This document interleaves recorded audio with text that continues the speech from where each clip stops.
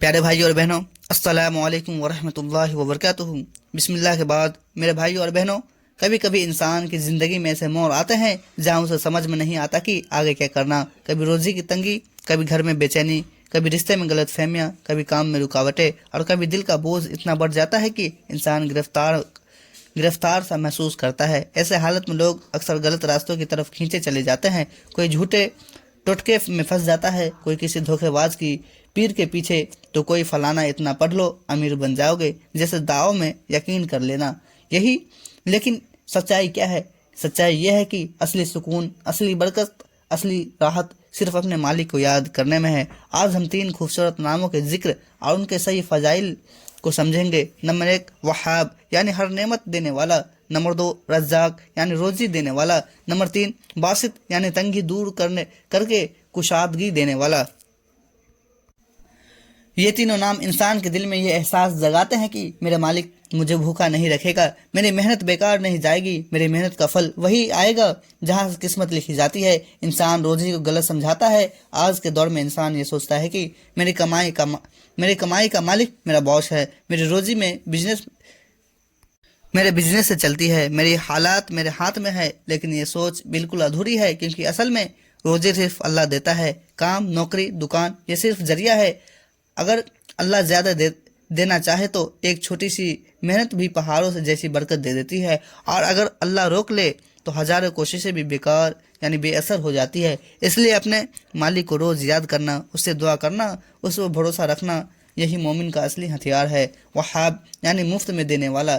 میرے بھائی، دنیا کا کوئی بھی ویکتی یا کوئی بھی انسان بنا مقصد کے نہیں دیتا، لیکن ایک ذات ایسی ہے جو بنا وجہ کے دیتی ہے، جو بندے کی حالت دیکھ کر رحمت برسا دیتی ہے اور پھر دیتی چلی جاتی ہے۔ یہ نام انسان کو احساس دلاتا ہے کہ جو مالک مفت میں نعمتیں دیتا ہے اس سے مانگنے میں شرم کیسی۔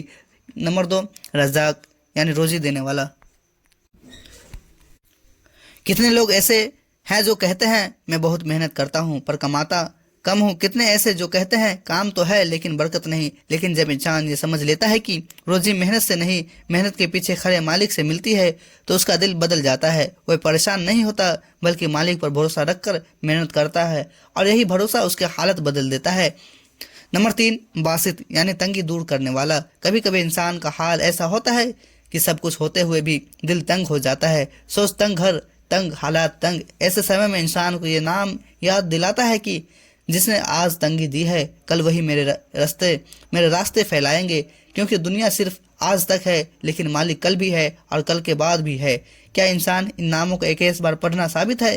بھائی سیدھی بات، 21 بار پڑھنا کسی بھی حدیث میں ثابت نہیں ہے، لیکن اگر کوئی انسان صرف ذکر کے ارادے سے ان ناموں کو 21 بار، 50 بار، 100 بار، جتنا دل چاہے پڑھ لے تو یہ بالکل جائز ہے، مگر اس کے ساتھ کوئی چمتکار جوڑنا جسے 21 بار پڑھتے ہی ایسا ہو جائے گا، یہ اسلام میں صحیح حدیث نہیں ہے۔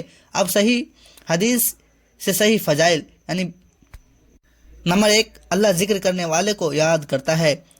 جو بندہ اپنے مالک کو یاد کرتا ہے، مالک بھی اس کی طرف دھیان دیتا ہے۔ نمبر 2، دل کا سکون مالک کو یاد کرنے میں ہے، دلوں کا سکون صرف مالک کے ذکر میں ہے۔ نمبر 3، ذکر گناہوں کو گراتا ہے۔ حدیث، اللہ کا نام لینے سے گناہ جھڑتے ہیں جیسے سوکھے پیڑ سے پتے گرتے ہیں۔ نمبر 4، جہاں مالک کو یاد کیا جاتا ہے وہاں رحمت اترتی ہے، جہاں اس کا ذکر ہوتا ہے وہاں سکون اور رحمت پھیلتی ہے۔ دل کو بدلنے والا حصہ۔ میرے بھائی، اگر آج تنگی ہے تو یقین رکھو کہ آپ کا مالک دیکھ رہا ہے۔ اگر آج کمائی کم ہے تو یقین رکھو کہ آپ کا مالک حساب جانتا ہے۔ اگر آج آپ کی دعا میں طاقت کم ہے تو یقین رکھو مالک آپ کی آواز سنتا ہے، بھلے آپ بولے یا نہ بولو۔ ذکر صرف زبان کا نہیں بلکہ دل کا کام ہے۔ جب دل بدلے گا حالات بھی بدلیں گے۔ آپ آج اس تینوں نام کو بیٹھ کر یاد کیجئے، دل سے، پیار سے، بھروسے کے ساتھ۔ 1 ہفتے بعد خود محسوس کریں گے کہ آپ کی سوچ، آپ کا صبر اور آپ کی امید بدلنے لگے گی۔ میرے بھائی اور بہنوں، ان ناموں کو پڑھنا کوئی جادو نہیں، کوئی چمتکار نہیں ہے، صرف ایک طریقہ ہے اپنے مالک سے جڑنے کا۔ جو مالک آپ کو پیدا کرنے والا ہے وہی آپ کا دینے والا ہے، اور وہی آپ کی تنگی دور کرنے والا ہے، وہی راہ پکڑ لو، پھر دیکھنا حالات کیسے بدلتے ہیں، زندگی کیسے آسان ہوتی ہے، دل کیسے بھرتا ہے اور دعائیں کیسے قبول ہوتی ہے۔ تو ناظرین، آج کے لیے اتنا ہی، ملتے ہیں کل اگلی ویڈیو کے ساتھ، تب تک کے لیے السلام علیکم ورحمۃ اللہ وبرکاتہ، خدا حافظ۔